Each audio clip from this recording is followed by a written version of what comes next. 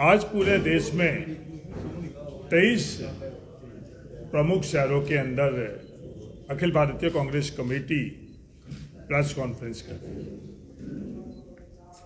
इस press conference का विषय हम अडानी के हैं कौन। ये सवाल पूरा देश नरेंद्र मोदी जी से पूछ रहा है। पार्लियामेंट में राहुल गांधी जी के द्वारा उठाए हुए सवाल प्रोसेस के अंदर डिलीट कर दिए गए।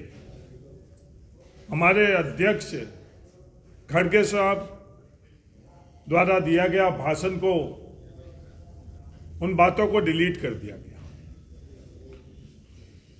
पार्लियामेंट से डिलीट होने का बहुमत उन लोगों के पास है, उस बहुमत से ये सवाल को खत्म नहीं कर सकते।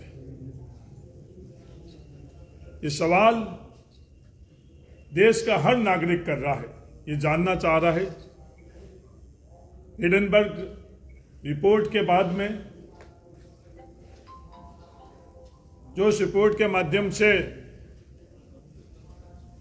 सवाल उठाए गए, उन सवालों का उत्तर नरेंद्र मोदी जी से पूछने चाह रहे हैं कि वो अपने मित्र अडानी के ऊपर इतने मेहरबान क्यों हैं। ये जो देश की ताकत है, ये देश की ताकत देश के आम जनता के लिए इस्तेमाल करने के लिए देश के लोगों ने उनको सौंपी है, या अपने मित्र अडानी के लिए ये सौंपी। काला धन के बारे में बहुत बातें कर रहे थे। सरकार में आने से पहले उन लोगों, भारतीय जनता पार्टी और नरेंद्र मोदी जी ने यहां तक बोला कि काला धन देश में लेकर आएंगे, 15 से 20 लाख रुपए प्रत्येक नागरिक को देश को काला धन देंगे हम। पर आज 9 साल बाद स्थितियां क्या हुई भी। इस रिपोर्ट के अंदर जो सेल कंपनियां टैक्स हेवन कंट्रीज के अंदर बनी हुई है, आज देश जानना चाहता है कि वो कंपनी किसकी है, वो पैसा किसका है। उस कंपनी के माध्यम से जो पैसा आया है, वो पैसा है किसका, वो काला धन है किसका। ये सवाल देश पूछ रहा है। आज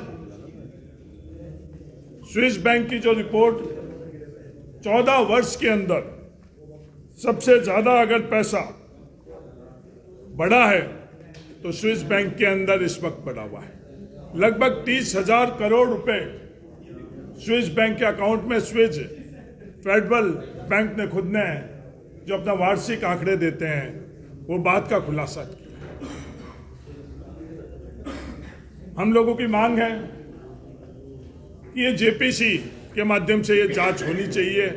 नरेंद्र मोदी जी और केंद्र सरकार भारतीय जनता पार्टी ये जेपीसी क्यों नहीं करवा रही।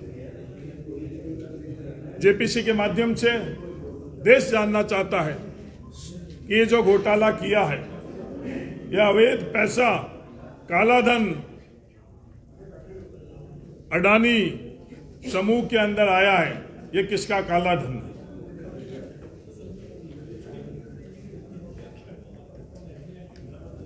हम लोग ये जानना चाहते हैं ये सेल कंपनियां किनकी है।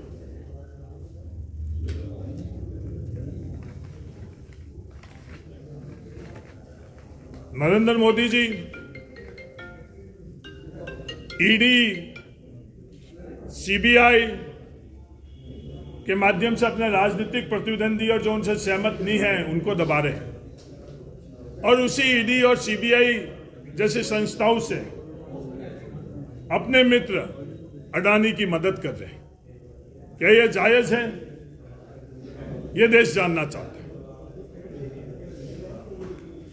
1992 के अंदर इस देश के अंदर हर्षद मेहता के संदर्भ में जेपीसी बनी।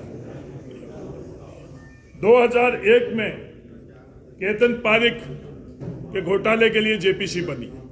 उस वक्त के तत्कालीन प्रधानमंत्री पीवी नरसिम्हा राव जी और अटल बिहारी वाजपेयी जी की सरकार ने वो जेपीसी का गठन किया है।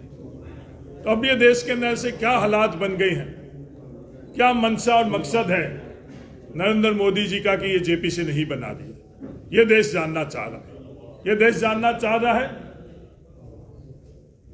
कि अडानी जी क्या नरेंद्र मोदी जी के रिश्ते क्या है, क्या ये देश का हक और अधिकार नहीं है। जो ये धोखाधड़ी हुई है उसमें सेबी जैसे संस्था चुप क्यों है? सेबी संस्था का रोल जो है अडानी के प्रकरण के अंदर, वो कार्य जो उनको करना चाहिए वो कर रहे हैं या नहीं कर रहे हैं। जब ये सवाल आता है तो उत्तर मिलता है कि वो मौन है। ये मौन रहना क्या देशवासियों के हित में है?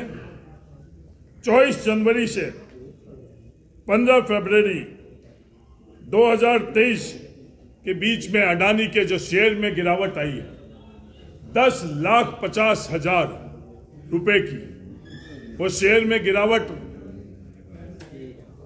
के क्या कारण है?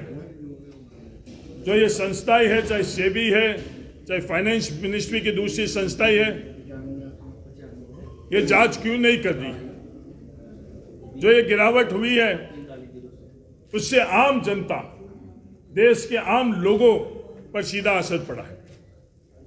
देश में जो 30 करोड़ LIC के जो पॉलिसी धारक है, उनका पैसा नरेंद्र मोदी जी की सरकार ने अपने मित्र अडानी जी के कंपनियों में लगाया। वो पैसा उनकी खरी कमाई का पैसा जो लगा हुआ था, 30 सितंबर को वो पैसा 83,000 करोड़ के मूल्य का था और वो पैसा 15 फरवरी को घटकर 39,000 करोड़ का हुआ। यानी 44,000 करोड़ रुपए देश के आम LIC के पॉलिसी धारकों का जो लुटाया गया है अपने मित्र के लिए, क्या ये जायज है, क्या नाजायज है? और अगर नाजायज है तो उनके खिलाफ कार्रवाई क्यों नहीं होती? ये कहानी यहां तक नहीं रुकती है। अपने मित्र अडानी जी जब FPO लेकर आते हैं, शेयरों के अंदर गिरावट लगातार रहती है। पूरा देश और दुनिया जब जान चुका होता है कि कितना घोटाला हुआ है, उसके बावजूद भी LIC द्वारा 300 करोड़ रुपए उस FPO के अंदर लगाकर नरेंद्र मोदी जी ने जो तांडव और नंगा नाच केंद्र सरकार के माध्यम से, LIC के माध्यम से करा है, ये जानना चाहती है कि नरेंद्र मोदी जी और अडानी जी के बीच में क्या रिश्ते हैं।